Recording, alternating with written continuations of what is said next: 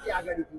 ते आघाडीच्या बाबतीत बोलायचं झालं तर आघाडीची अजून ती रणनीती नाहीये, पण देशातले युवा ज्यांनी नीटच्या बाबतीतले खूप मोठं आंदोलन या देशामध्ये उभं केलं होतं आणि ज्या आंदोलनाला बघून केंद्र सरकारचा अहंकार त्या ठिकाणी मोडला गेला होता, त्या युवांच्या संघटनेने आता निर्णय घेतलेला आहे की आपल्याला ईव्हीएम बद्दल एक आंदोलन त्या ठिकाणी करावं लागेल. पण सुरुवात करत असताना त्यांनी एक प्रश्न विचारलाय की आता ईव्हीएम बद्दल आपलं मत काय, आणि खाली जर आपण वाचलं तर सगळ्यांचंच मत आलंय ईव्हीएम हे लोकशाहीच्या विरोधात आहे, संविधानाच्या विरोधात आहे.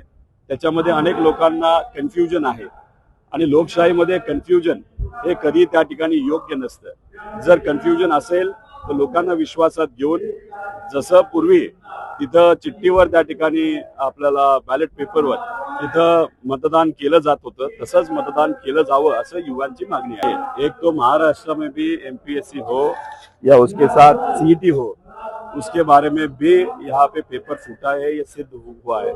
अभी उसके लिए हम वहाँ पे लड़ रहे हैं. तो इसीलिए ये जो एमपीएससी हो या गवर्नमेंट की एग्जाम्स का पेपर हो या सीईटी का पेपर हो, वो अगर वहाँ पे लीक होता है तो वो जो कॉमन मैन होता है, उनके जो बच्चे होते हैं, उनको वहाँ पे तकलीफ होती है. जो पैसा जिसके पास है उसको ही वहाँ पे अच्छे मार्क्स आते हैं.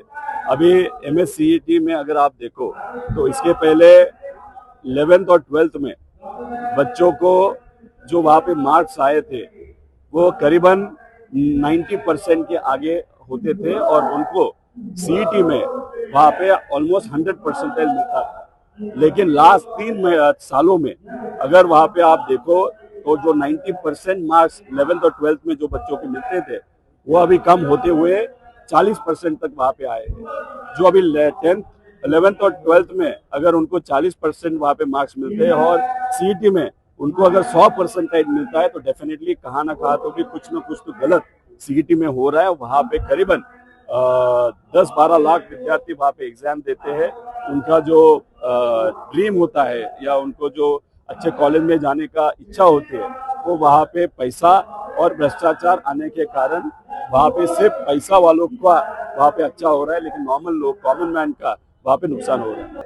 आज कधी आपण जेव्हा काम करत असतो तेव्हा सिस्टमच्या वर नाही तर कार्यकर्त्यांच्या वर कधी त्या ठिकाणी आपण दिसतो. त्याच्या मागे काय भूमिका होती, युवांनी का, कार्यकर्त्यांनी का त्यांचे पाय दुखले हे मला तरी सांगता येणार नाही. थोडंसं समजून घ्यावं लागेल, मग त्याच्याबद्दल मी टिप्पणी करू शकतो. त्यांना कमबॅक करायचं पण लोक त्यांना कमबॅक करून देणार नाही. अभी काँग्रेस माफ करा याची अभिजित तिपके यांची अभिजित तिपके यांची भेट घेतली, बच्चू कडूंनी संजय शिरसाट यांनी भेट घेतली, त्यावरून आता महायुती थेट नाराजी झालेली आहे. आता खरंच ते स्वतःच्या डोक्याने तिथे गेले होते त्या एकनाथ शिंदे साहेबांनी त्यांना पाठवलं होतं, नंतर नाराजगी व्यक्त केली, हे आपल्याला तरी तिथं सांगता येणार नाही. तर राहिला प्रश्न अभिजित तिपकेंचा, ते न महायुतीच्या कुठल्या पक्षामध्ये न भाजपमध्ये त्या ठिकाणी जाणार आहे. त्यामुळे काही कितीही प्रयत्न केला तर ते त्या महायुतीच्या विचाराबरोबर तिथं काम करतील असं मला तरी वाटतं. तिथं जे काही तिथं हे झालं होतं, मुलांना तिथं मारण्यात आलं होतं, लाठीचार्ज झाला होता, खेळ्यांनी मारण्यात आलं होतं. बीजेपीचे कार्यकर्ते, पोलीस सोडा, बीजेपीच्या कार्यकर्त्यांनी सुद्धा युवांना तिथं मारहाण केली होती. पहिलं या सर्व नेत्यांनी, अमित शाह साहेब असतील, मोदी साहेब असतील, युवांची तिथं त्यांनी दिलगिरी व्यक्त केली पाहिजे. सुरुवात तिथून होऊ शकते. फक्त सोशल मीडियावर एखादी रील चालावी म्हणून त्यांनी तिथं एखादी भावना व्यक्त केली असेल, ते हे तुम्ही जर बघितलं असेल, युवांनी त्यांना परत एकदा सोशल मीडियावर तिथं ट्रोल केलं. पत्रकारांवर विश्वास आहे, आमचा लोकशाहीवर विश्वास आहे, त्यांचा तसा रीलवर विश्वास आहे. पण रीलवर ते अवलंबून असल्यामुळे तुम्ही जर बघितलं असेल, त्यांना ट्रोल पण रीलच्या माध्यमातून खूप मोठ्या प्रमाणात केलं. पूर्वी मनमोहन सिंग साहेब हे तिथं पत्रकारांना सातत्याने भेटत असत, जेव्हा भारताच्या बाहेर प्रवास करत असत तेव्हा पत्रकारांना ते स्वतःच्या विमानामध्ये तिथे घेऊन जात होते. आणि मग काय झालं, कसं झालं, काय या देशामध्ये आपण करणार आहोत, कसा फायदा आपल्याला देशाला त्या दुसऱ्या देशाकडनं होणार आहे, याचा संवाद हा आधीच्या पंतप्रधानांचा आणि पत्रकारांचा होता. पण आत्ताचे पंतप्रधान पत्रकारांची न बोलता रीलवर बोलतात, हे मात्र दुर्दैवी आहे.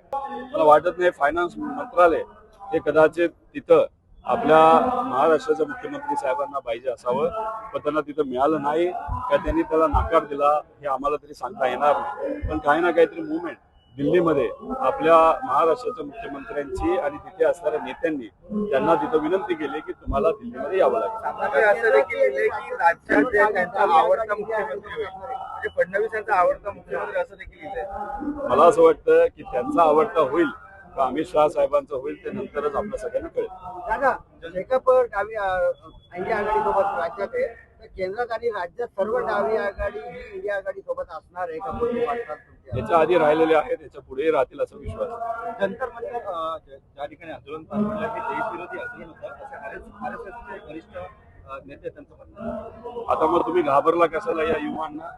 मोठ्या प्रमाणात हे युवा रस्त्यावर आले आणि तुम्ही घाबरला, तुम्ही बॅकफुटवर गेला. मग कुठं ना कुठं तरी या युवा शक्तीला तुम्ही घाबरला. आणि आता जेव्हा युवा शक्ती आता आपापल्या घरी गेलेलं आहे तेव्हा तुम्ही आता धीटपणा दाखवत त्या युवांवर जर बोलत असाल तर त्याला धीटपणा आपण म्हणत नाही, त्याला घाबरूटपणा आपण नक्कीच तिथं म्हणू शकतो. हे बघा, तुम्ही ज्या मोठ्या कलाकार त्यांचं नाव मी विसरलो, त्यांनी युवांबद्दल आणि महिलांबद्दल भाजपच्या खासदार तरी अतिशय खालच्या लेवलला जाऊन तिथे स्टेटमेंट केलं. आणि ते बोलत असताना काय बोलतात की हे जे काही मॉडर्न आणि वेस्टर्न हा जो विचार आहे तो देशासाठी योग्य नाही. पण या देशामध्ये अनेक असे मंत्री आहेत भाजपचे ज्यांची मुलं हे अमेरिकेमध्ये आणि लंडनमध्ये तिथं अभ्यास करत आहेत, शिक्षण घेत आहेत. त्याचा विरोध आम्ही करत नाही. त्यामुळे भाजपचे दाखवायचे दात वेगळे आणि खायचे दात वेगळे. आता अभिजित हे बाहेर शिकला असेल तर काय अडचण आहे, त्याला स्कॉलरशिप मिळाली असेल तर कसंही मिळालं असेल ते नंतर त्या ठिकाणी आपल्या सगळ्यांना कळेल. त्याच्यात वाद आहेत. भाजप आणि एकनाथ शिंदे साहेबांचा पक्ष हा विविध शहरांमध्ये मतदारसंघामध्ये आपापल्या विरोधात त्या ठिकाणी काम करताना बघितलेलं आहे. नवी मुंबईमध्ये तसंच काम हे भाजप विरुद्ध एकनाथ शिंदे साहेबांचा पक्ष हे तिथे सुरू आहे. याच्या आधी सुद्धा आपण बघितलेलं आहे. सर, एक स्थानिक प्रश्न आहे. आठवडाभरापूर्वी स्थानिक आमदार महेंद्र थोरवे यांनी महावितरण अधिकाऱ्यांना कानाखाली लावेल असं वक्तव्य केलेलं आहे, त्याबद्दल काय सांगाल? हे चुकीचं वक्तव्य आहे. अधिकाऱ्यांबद्दल असं बोलणं हे योग्य नाही. तुम्ही सत्तेत आहात, सत्तेत असेल तर तुम्ही अधिकारी तुमचं काम केलं पाहिजे. पण तुम्ही कानाखाली मारणार अशी भाषा जर करत असाल तर हे योग्य नाही. टाइम्स डिजिटलला लाईक करा, शेअर करा, सबस्क्राईब करा आणि बेल आयकॉन दाबायला विसरू नका. Times digital.